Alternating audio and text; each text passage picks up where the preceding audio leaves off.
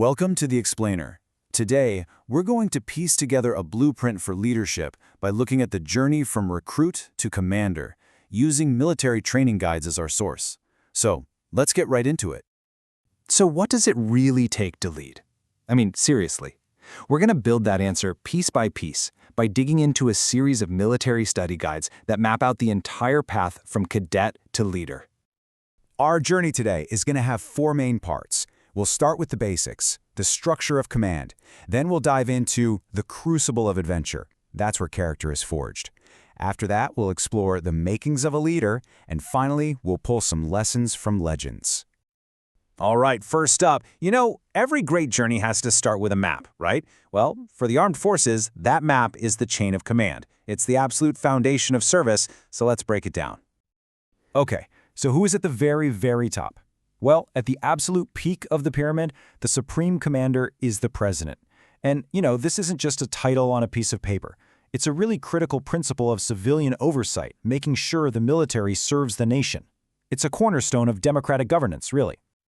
Right, so you've got this massive force. How do you even begin to manage it? You can't have one central command trying to do everything. So the army is split into 7 distinct commands. Each one has its own specific geographic and strategic focus, which allows for much faster, more effective responses. Okay, so we've seen the big strategic map, but let's zoom way in, down to the individual. Because on the ground, in the middle of everything, you don't have time to ask for a title. Being able to recognize rank instantly can be a matter of life and death. So, how do you spot a leader? And here we go. A perfect example. See this insignia right here? The national emblem sitting on top of 3 stars in a triangle. There's no confusion, no guesswork. You see that, you know that's a brigadier. It's like a universal visual language of command. Now, these command headquarters, they aren't just pins on a map. Their locations are incredibly strategic. Take the Northern Command, for example. It's responsible for some of the most sensitive border areas, so it's based in Udhampur, right in the thick of its operational area. Location is everything. So we've got this huge command structure, but what about the folks on the front lines, the actual fighting forces? Well, while there are a ton of specialized units, the absolute backbone of close-quarters combat is the infantry. They're the tip of the spear. Okay, but knowing the structure, the org chart, that's just step one. Leadership isn't something you learn from a flowchart. It's got to be forged.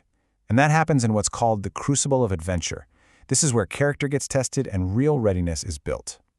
All right, take a word like slithering. Sounds kind of fun, maybe. Well, it's actually a dead serious tactical skill. It's all about deploying troops from a helicopter fast and places where it just can't land. Think about that. Getting boots on the ground in seconds when it's impossible to land. But here's the really interesting part. You have to look at the why behind all this. This isn't just about physical fitness. Every single one of these activities, every trek, every climb, it's all carefully designed to build something much, much deeper. It's about forging the very core of a leader's character. I mean, think about it. You've got trekking, rock climbing, even things like parasailing and scuba diving. Each one is a practical lesson. It's about pushing past your personal limits and learning to deal with whatever the world throws at you. And that brings us perfectly from the what and the how to the why. We've seen the structure, we've seen the training. Now we're going to look inward at the intangible stuff, a leader's inner compass. When we think of courage, it's easy to just think of the physical stuff, right? Facing danger, doing your duty, even when you're scared. But that's only half the story. There's also moral courage, and that's maybe even harder. It's having the inner strength to stand up for what's right, especially when it's tough or unpopular. And that leads us to these. These are the absolute non-negotiables, the pillars of leadership. Things like honesty, integrity, discipline. You just can't compromise on them. You combine those with good judgment and initiative, and that's the foundation for trust. It's everything. And right at the very heart of all of this, you find loyalty. But look at how it's defined here. It's not just about looking up and being loyal to your boss. It's a 360-degree thing. You're loyal to your country, your team, the people you lead, and the people who lead you.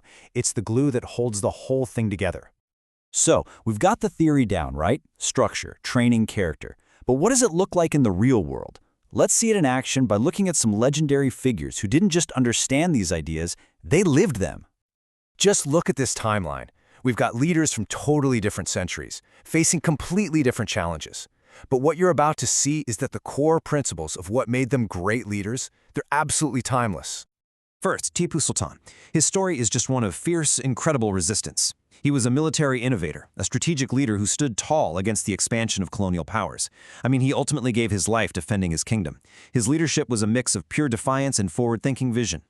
And in that same spirit, you have Rani Lakshmibai of Jhansi. She embodies raw courage and this unbreakable resolve. That famous escape from her fort, that wasn't just a daring act. It became a powerful symbol for an entire nation's fight for freedom, a true leader for the ages. And then, fast forward to modern times. Dr. APJ Abdul Kalam. He showed us a completely different kind of leadership. This wasn't on a battlefield. It was in the lab and in the halls of power. His was a leadership of intellect, of incredible vision, and just a deep, passionate belief in his nation's scientific potential. So, there you have it. We've traced the entire path, from structure to trial to character to real-world example. What's clear is that leadership isn't just one thing. It's a journey of building knowledge, forging character, and learning from those who came before. So the blueprint is right there in front of you. We've laid it all out. The structure, the trials, the core virtues, the path is clear. So really, there's only one question left. How are you going to use it?